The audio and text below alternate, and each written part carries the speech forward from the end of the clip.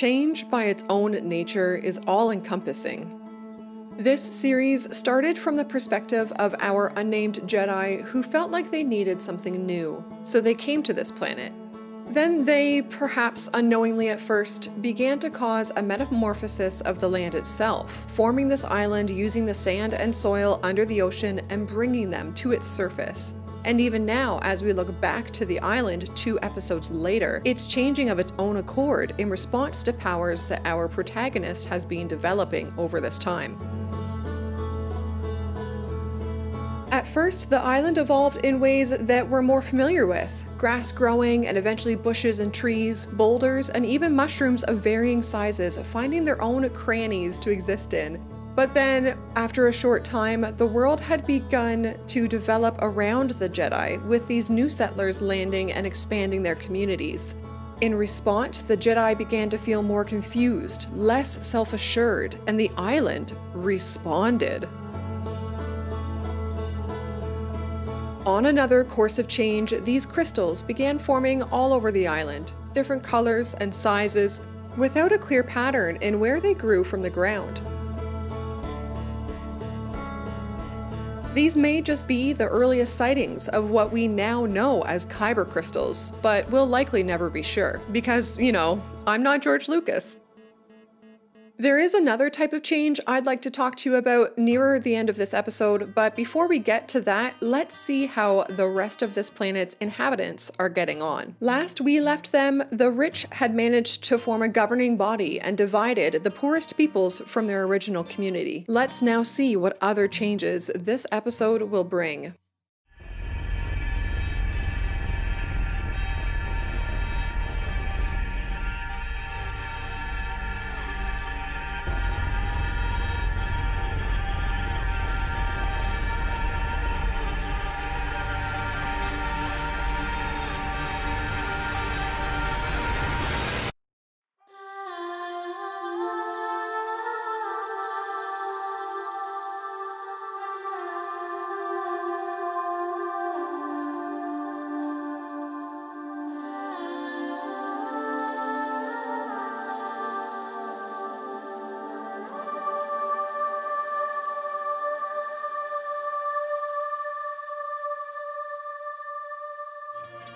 What is more drastic a change than developing something new from essentially nothing?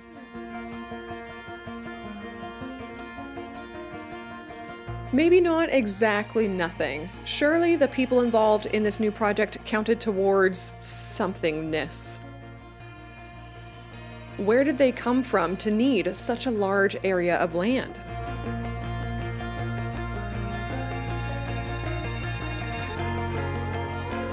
Well, everywhere, really. At least as much of an everywhere as this planet offered. Until now, we had 3 separate communities that had formed from the original immigrant settlement. The original living area, the wealthy that had gone to live by the mountain and sea, and the unfortunate division that had been cast out from the original settlement and formed a slum to survive in. True though it was that the prominent feeling between these communities was that of disdain and anger, there were still those within each that held kindness foremost in their hearts. The trouble was, when they expressed that kindness and their want to patch up animosities with the other communes, they were shut down. Greed and hate had followed them all too quickly to this new place, and the citizens let it consume them without show of a fight. It was difficult to tell if those working towards the divides were a loud minority, or if that really was what the people felt as a whole.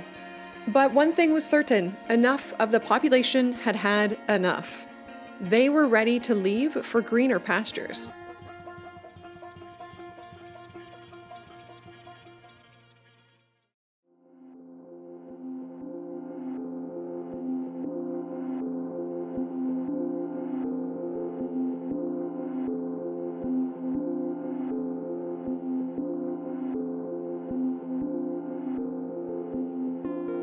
And so greener pastures they made, which is what we're seeing happen now. This new outpost would house citizens from each of the previous settlements, and each of them brought their unique strengths to solidify the foundations of the new land. The poorest of them had experience in the hard labors that it took to build up a community for living.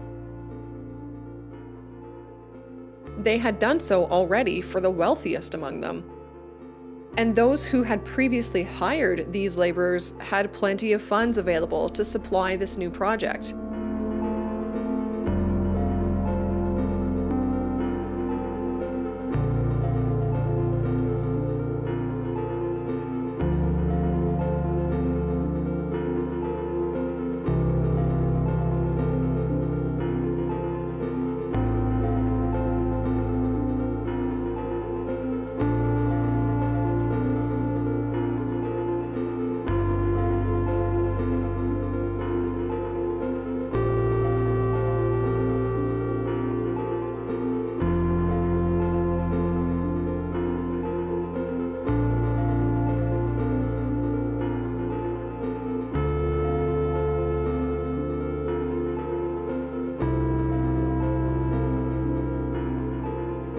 The peoples from the original settlement had witnessed the early divides between them and brought this awareness forward. They knew that celebrating everyone's differences rather than fighting about them would be pivotal to the success of this colony. They encouraged the two aforementioned outlying groups to communicate their respective needs and offered their own insights when they would be valuable. Some of the group wanted their buildings to be humble, keeping only what was necessary for life. Some wanted more extravagance because, well, they could, so why not show off?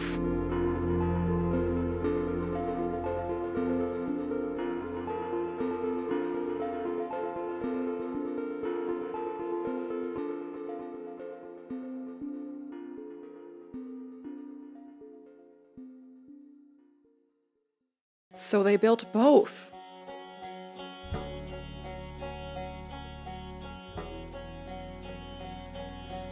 In part to remain independent in case of conflict, but also to keep a display of respect, they integrated their own services to their community, filtered in between the houses to ensure fair coverage. Their own people would employ and run the services to instill trust and caring between them. And of course, there were areas dedicated to recreation. They had to remember the reason they brought about their original upheaval of life, the biggest change they had lived so far. They wanted a better life, more peace and time to be themselves. That came through in the spaces they built for themselves.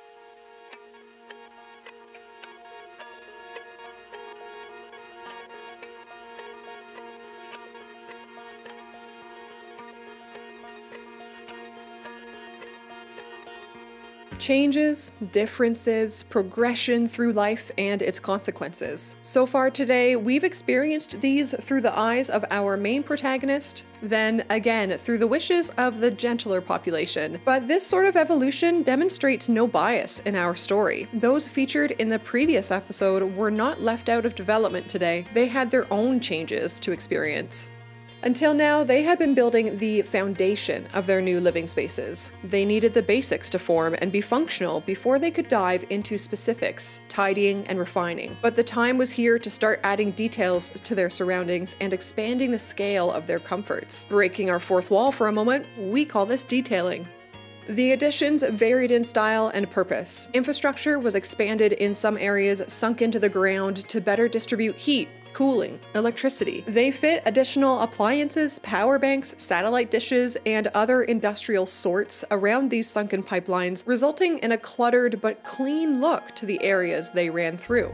Citizens found nooks to park their vehicles in, along with some favorite spaces to decorate with furniture. Comfort was still a top priority after all, and being able to rest outside watching the world develop and change around them was becoming a favored pastime. Pergolas and planters sprung up all over the richer areas, filling in crannies that otherwise would have felt bereft. And even though we could look at these wealthy people and decide they were dry and unkind, they still demonstrated caring in some ways. They wanted their children, maybe only their children, to have the best, giving them ample activities around their schools.